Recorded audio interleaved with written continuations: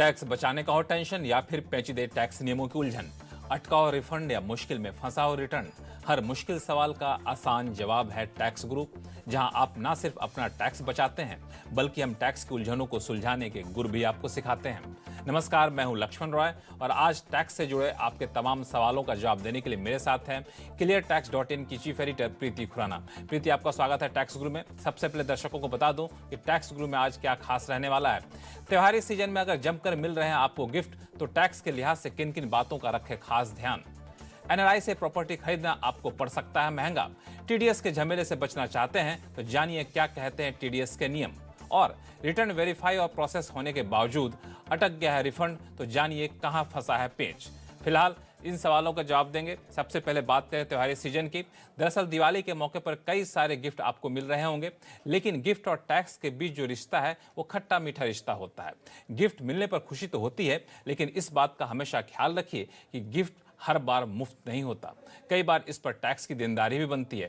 प्रीति, मैं आपसे सबसे पहले यही समझूंगा कि गिफ्ट लेते वक्त किन किन बातों का खास ख्याल रखना चाहिए। बिल्कुल सही कहा आपने लक्ष्मण, एकदम खट्टा मीठा रिश्ता है गिफ्ट और टैक्स का। तो जहाँ तक देखिए, आपको गिफ्ट दे रहा है कोई भी हो, चाहे फैमिली हो, फ्रेंड्स हो, अगर 50,000 तक उन सब की वैल्यू है, या तो एक गिफ्ट की, या टोटल जो वैल्यू है वो 50,000 से ज़्यादा नहीं होनी चाहिए, तब तक सब ठीक है, कोई टैक्स देने की ज़रूरत नहीं है।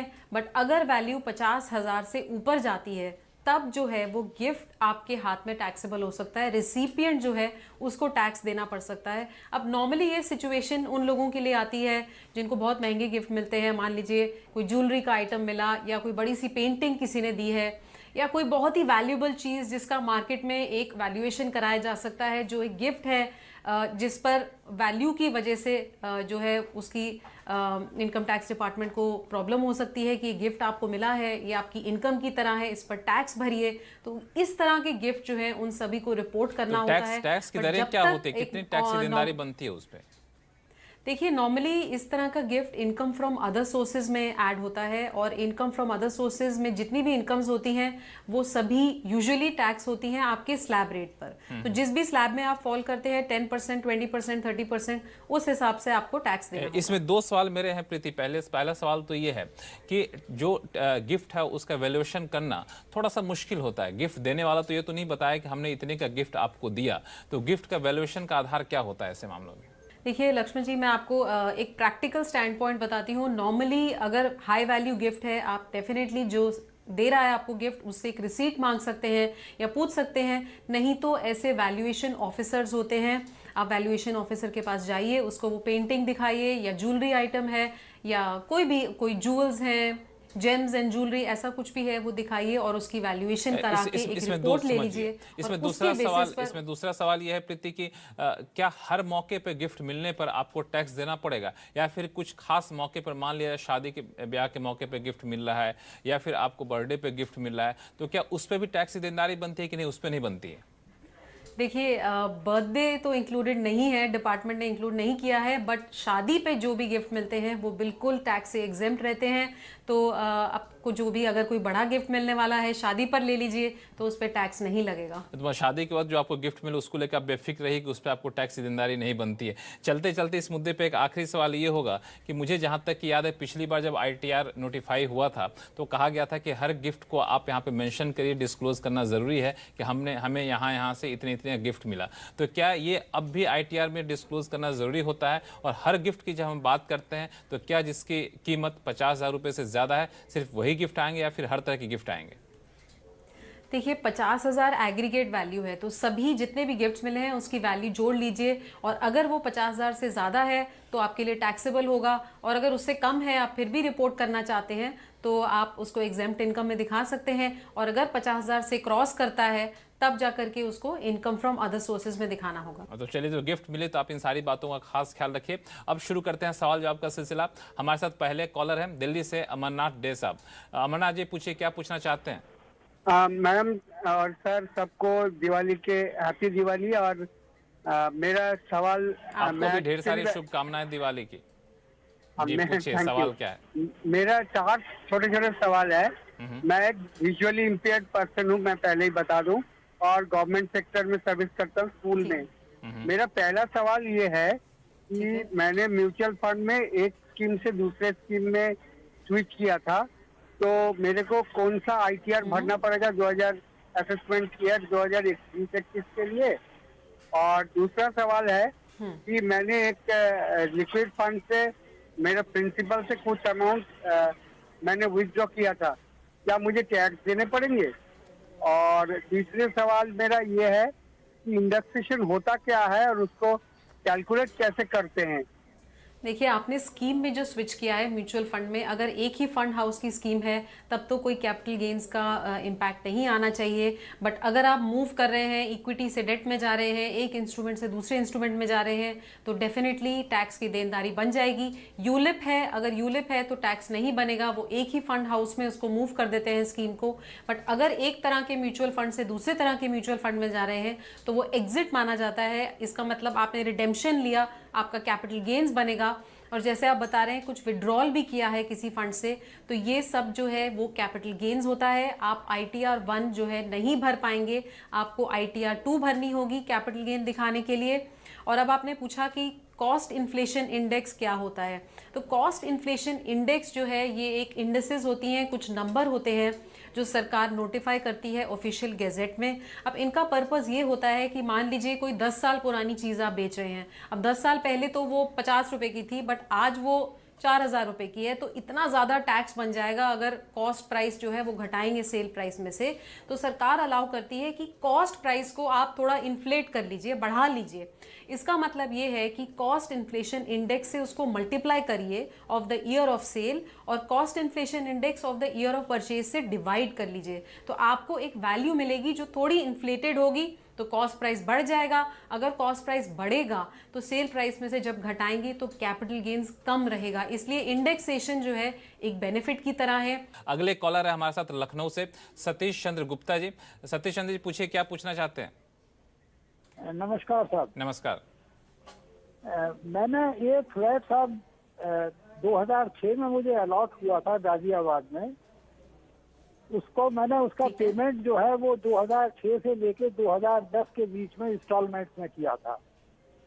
फ्लैट मुझे मार्च 2012 में मिल गया कंप्लीशन होने के बाद, और उसका रजिस्ट्रेशन अगस्त 2013 में हुआ। मैंने उसको जून 2019 में अब बेच लिया है 65 लाख में। तो मैं ये जानना चाहता हूँ कि उसका हम इंडेक्स कॉस्ट जो है 2019-20 में किस उस पे लेंगे? देखिए, बहुत ही कॉमन सवाल है। जब एक फुली कंस्ट्रक्टेड प्रॉपर्टी का पोजेशन मिलता है, उसको बेचा जाता है, तो बहुत सारे लोग ये सवाल पूछते हैं कि इसका इंडेक्सेशन कैसे करेंगे। तो देखिए, ये एक फुली कंस्ट्रक्टेड प्रॉपर्टी है। जब भी आपको पोजेशन मिला यानी कि मार्च 2012 में, उस साल से इसको इंडेक्स करिए। तो फाइनेंशियल ईयर 2011-12 का CII निकाल लीजिए और उस हिसाब से इसकी इंडेक्सेशन करेंगे। जो रजिस्ट्रेशन की डेट है वो आपके लिए रेलेवेंट नहीं है। चलिए अगला सवाल लेते हैं मनोज सोनी का, जो इन्होंने ईमेल के जरिए भेजा है। और ये कहते हैं कि मनोज सोनी एक निजी कंपनी में काम करते थे। साल 2015-16 में कंपनी की वित्तीय हालत बेहद खराब हो गई और कर्मचारियों को सैलरी तक नहीं दी गई, लेकिन कंपनी ने समय पर इनकम टैक्स जरूर जमा किया। कुछ समय बाद कंपनी ही बंद हो गई और अभी तक कर्मचारियों को बकाया नहीं मिला है। मनोज जी जानना चाहता है कि जो सैलरी इन्हें नहीं मिली है उस पर जो उन्होंने टैक्स चुका दिया है, उस टैक्स का रिफंड कैसे मिल सकता है। हालांकि वो जानकारी ये भी दे रहे हैं कि कंपनी की ओर से सभी कर्मचारियों को फॉर्म 16 मिला है और कंपनी ने वेतन बकाया का सर्टिफिकेट भी जारी किया है। प्रीति, क्या कर सकते हैं ऐसे में? देखिए, सबसे पहली बात तो ये बहुत पुराने फाइनेंशियल ईयर की बात कर रहे हैं, 15-16 की, तो उसके रिटर्न तो अब फाइल नहीं हो सकती, रिवाइज नहीं हो सकती।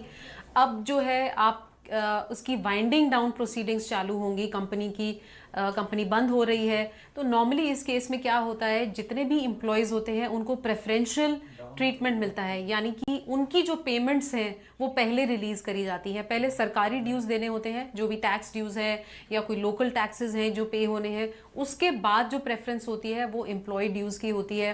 तो उसमें देखिए क्या होता है, अगर आपके पास कोई कोर्ट डिसीजन है या कोई वाइंडिंग डाउन प्रोसीडिंग्स का लेटर है, तो आप इनकम टैक्स डिपार्टमेंट को लिखिए कि ये सैलरी हमें नहीं मिली थी या कम मिली थी, मगर इस पर टीडीएस जमा हो गया था, हमें टीडीएस का रिफंड चाहिए, असेसिंग ऑफिसर से मिलिए, ये आपको परस्यू करना पड़ेगा मैटर, क्योंकि रिटर्न इस मोमेंट पे अब रिवाइज नहीं हो सकती, रिटर्न क्लोज हो चुकी है और ये सारा मैटर जो है आपको असेसिंग ऑफिसर के थ्रू ही डील करना होगा। मतलब कंपनी बंद हो चुकी है तो कंपनी की देनदारी जो पहले है वो को चुकाया जाएगा, दूसरी जो प्राथमिकता है वो एम्प्लॉयर की आएगी, एम्प्लॉय की आएगी, उनके जो देनदारी वो रिफंड किया है, तो थोड़ा सा लंबा वक्त लग सकता है। चलिए फिलहाल वक्त है छोटे से ब्रेक के बाद एक बार फिर से आपका स्वागत है।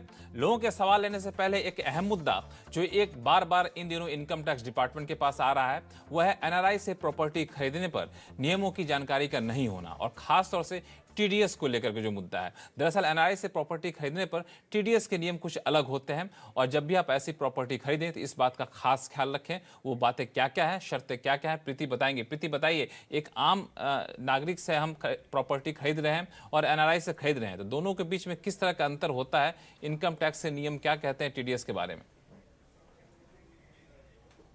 देखिए, इनकम टैक्स एक्ट ये कहता है कि जब आप एक रेजिडेंट से प्रॉपर्टी खरीद रहे हैं तो जो भी आप पेमेंट करेंगे उस पर 1% टीडीएस काट करके जमा करना होगा, अगर जो टोटल सेल वैल्यू है वो 50 लाख रुपए से ज़्यादा है। बट अगर ये प्रॉपर्टी नॉन रेजिडेंट से खरीद रहे हैं तो 1% का रेट अप्लाई नहीं करेगा। आपको ये देखना होगा कि ये लॉन्ग टर्म कैपिटल गेन हो रहा है जो सेलर है उसको, या शॉर्ट टर्म हो रहा है। तो अगर लॉन्ग टर्म हो रहा है तो 20% का टीडीएस काटेंगे, अगर शॉर्ट टर्म हो रहा है तो 30% काटेंगे और जो भी सरचार्ज या सेस एप्लीकेबल हो उसे भी इंक्लूड करना होगा। बहुत सारे लोगों को ये डाउट होता है कि ये तो प्रॉपर्टी सेल है, इस पे 1% कटेगा, बट इस बात का बहुत ध्यान रखिए कि आपको जो सेलर है उसका रेजिडेंशियल स्टेटस पता होना चाहिए और दूसरी बात, अगर वो नॉन रेजिडेंट है तो आपको ये मालूम होना चाहिए क्या उसको लॉन्ग टर्म गेन होने वाला है या शॉर्ट टर्म गेन होने वाला है, और उस हिसाब से आपको टीडीएस काट करके जमा करना है। ये रिस्पॉन्सिबिलिटी आपकी है, क्योंकि इनकम टैक्स एक्ट ये कहता है जो भी बायर है ये उसकी जिम्मेवारी है कि वो सही रेट पर टीडीएस डिडक्ट करके उसे जमा करेगा। प्रीति, इसमें एक मुद्दा ये उठता है कि मैं मान लिया जाए मैं किसी एनआरआई से प्रॉपर्टी खरीदता हूं, वो उसके लिए लॉन्ग टर्म है या शॉर्ट टर्म है, वो अगर गलत जानकारी मुझे देता है तो उसका खामियाजा किसे भुगतना पड़ेगा? या फिर हम एनआरआई से जो प्रॉपर्टी बेच रहा है उससे लिखित में हम ये जानकारी लें कि हम एनआरआई को इससे लॉन्ग टर्म गेन होने वाला है, शॉर्ट टर्म गेन होने वाला है? बहुत अच्छा सवाल है लक्ष्मण आपका। देखिए, क्या होता है कि बहुत सारे लोगों को नहीं पता होता है कि आफ्टर ऑल सेलर जो है उसको लॉन्ग टर्म दिखाएगा, शॉर्ट टर्म दिखाएगा। तो ऐसे में एक एफिडेविट लीजिए, एक पूरा राइटिंग में उनसे लीजिए कि उनका रेजिडेंशियल स्टेटस क्या है, उनको लॉन्ग टर्म गेन होने वाला है या शॉर्ट टर्म होने वाला है। या बहुत सारे केसेस ऐसे होते हैं कि एनआरआई एग्जेम्पशन क्लेम कर लेते हैं कैपिटल गेन्स की और टैक्स नहीं देना चाहते। इस केस में उनको जो है, जो एनआरआई है वो जाता है असेसिंग ऑफिसर के पास और उनसे एक सर्टिफिकेट लेकर के आता है कि ये टीडीएस मत काटिए, बिल्कुल जीरो रेट पे ये टीडीएस काटिए क्योंकि मेरी टैक्स की देनदारी नहीं बनती है।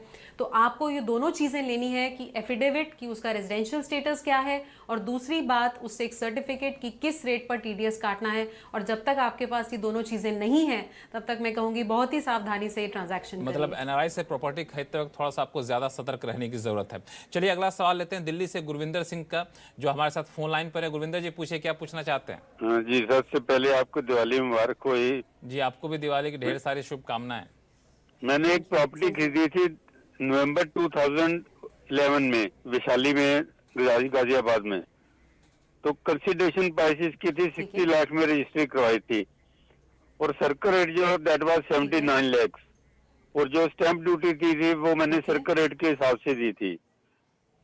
और अब मैंने वहां से नोटिस आया ईओ से कि इसका डिफरेंस जो है प्रॉपर्टी का 79 और 60 का भी आपकी इनकम में ऐड क्यों ना किया जाए। तो ये जो एक्ट था 2013 में आया था फाइनेंस एक्ट, उसमें सेक्शन बी 5627 में ऐड किया था। उसके बाद बाहर के लिए एप्लीकेबल था ये। इससे पहले जो था वो सिर्फ कैपिटल गेन के लिए 50C और 43CA के अंदर ट्रांसफर जो कैपिटल गेन के सेलर के ऊपर लगता था। तो क्या मेरे पे ये जो है मेरे पे एप्लीकेबल होगा या नहीं होगा, क्योंकि प्रॉपर्टी जो है नवंबर 2011 में रजिस्ट्री करवाई थी और एक्ट जो है ये 2013 में आया था।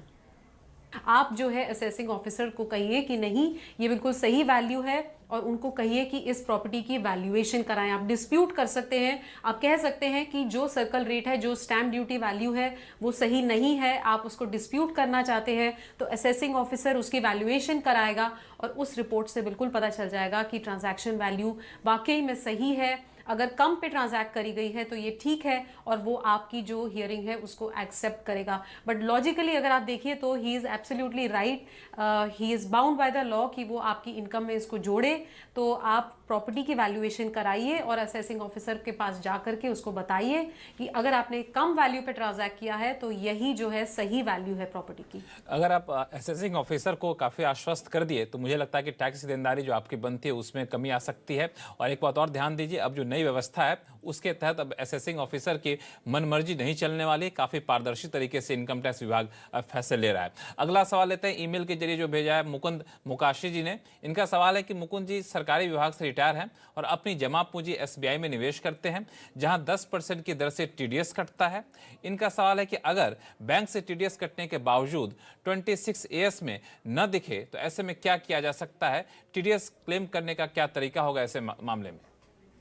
देखिए टीडीएस जो है इसका एक सिंपल सा प्रोसेस है, इसको समझते हैं। जब भी आप कोई भी एंटिटी हो, बैंक हो या कोई म्यूचुअल फंड है, जो भी है, आपको अगर कोई इंटरेस्ट या कोई चीज़ की पेमेंट कर रहा है जिस पे टीडीएस काटना है, तो प्रोसेस ये रहता है कि वो आपसे पैन नंबर लेंगे, वो टीडीएस काटेंगे, वो सरकार को टीडीएस जमा करेंगे और साथ ही उनको एक टीडीएस स्टेटमेंट फाइल करके सरकार को देनी होती है। अगर वो कोई गलती कर दें, या तो उन्होंने गलत पैन चूज़ किया, गलत जगह टीडीएस जमा किया अगेंस्ट अ रॉन्ग पैन, या फिर उन्होंने जो टीडीएस रिटर्न है उसमें इंफॉर्मेशन ठीक से नहीं भरी, अगर ऐसा कुछ हुआ है तो आपके फॉर्म 26AS में वो नहीं आएगा। तो आप वापस जाइए बैंक के पास और बैंक को बताइए कि ये जो टीडीएस काटा गया है इसमें कुछ प्रॉब्लम है, इसमें पैन नंबर ठीक से शायद नहीं आ रहा था। जब तक बैंक अपनी टीडीएस स्टेटमेंट रिवाइज नहीं करता, ध्यान रखिए वो कितनी बारी चाहे उसको रिवाइज कर सकते हैं, तो जब तक वो रिवाइज नहीं करेगा तब तक ये अमाउंट आपके फॉर्म 26AS में नहीं आएगा। तब तक वेट करिए, जैसे ही ये आपके फॉर्म 26AS में आएगा तब जाकर के अपनी रिटर्न फाइल करिए, और अगर कर चुके हैं फाइल तो रिवाइज करिए, क्योंकि जब इनकम दिखेगी तभी उसके साथ का टीडीएस भी होना चाहिए रिटर्न में, तभी आपको टीडीएस क्रेडिट मिलेगा जब आप इनकम ऑफर करेंगे टैक्स के लिए। के बाद एक बार फिर से आपका स्वागत है। अगला सवाल लेते हैं रमेश मिश्रा जी का, जो फोन लाइन पर हमारे साथ जुड़े हुए हैं छत्तीसगढ़ के रायगढ़ से। रमेश जी पूछिए, क्या पूछना चाहते हैं आप? जी, इस साल का मैंने इनकम टैक्स फाइल किया था और ये टैक्स हमारा वो हो गया है, सबमिट भी हो गया, वेरिफिकेशन भी हो गया है। उसमें दिखाता है कि आपका क्रेडिट सारे मैच कर गए हैं, फिर भी हमको इनकम टैक्स से कोई रिफंड नहीं आया है और न ही वहाँ से कोई हमको कम्युनिकेशन रिसीव हुआ है। मैं आपका इंटीमेशन कोई आया है प्रोसेसिंग का? जी मैडम, प्रोसेसिंग के लिए कोई इंटीमेशन आया है क्या? नहीं, कोई इंटीमेशन नहीं आया। आपकी रिटर्न प्रोसेस हो गई? हाँ, मेरे रिटर्न में प्रोसेस हो गई है ऐसा मैसेज है, बट वहाँ से कोई कम्युनिकेशन नहीं है। एसएमएस आया आपके, ईमेल नहीं आया? नहीं, एसएमएस भी नहीं आया, ईमेल भी नहीं आया। मैडम, इनकम टैक्स की वेबसाइट पे जाकर के जो देखते हैं ना अपना डाटा में, हाँ, होम पेज पे, तो वहाँ वो दिखाता है कि your credit all has been matched with your credential, सारा आपका मैच कर गया है, बट प्रोसेस हुआ नहीं हुआ अभी तो कुछ पता नहीं चल रहा है। ओके, तो आपने वहाँ रिटर्न का स्टेटस आता है, उसमें वो बताते हैं प्रोसेस्ड, अंडर प्रोसेसिंग, उसमें क्या स्टेटस दिखा रहा है? स्टेटस मैडम प्रोसेस दिखाता है, प्रोसेस्ड मतलब प्रोसेस हो चुका है ऐसा स्टेटस इनका दिखा रहा है, लेकिन इनके पास कोई जानकारी ना तो एसएमएस के जरिए आई है, ना ही कोई जानकारी इनके पास ईमेल के जरिए आई है, लेकिन रिफंड भी नहीं आया है। ठीक है। देखिए ऐसा है कि बैचेस में रिटर्न प्रोसेस हो रही है, तो बहुत सारी रिटर्न्स हैं जो प्रोसेस हुई हैं, हम ट्रैक कर रहे हैं, जिसमें रिफंड भी क्रेडिट हो चुके हैं। अब नेक्स्ट बैच प्रोसेस होगा 1-2 हफ्ते में, तो आपने ऑनलाइन स्टेटस चेक किया, उसमें प्रोसेस्ड आ रहा है। एक और चीज़ आप देख सकते हैं, माय अकाउंट में जाकर के स्टेटस ऑफ रिफंड, उसका नाम आता है रिफंड/डिमांड स्टेटस, तो वहाँ पे जाइए और देखिए कि क्या स्टेटस दिखा रहा है।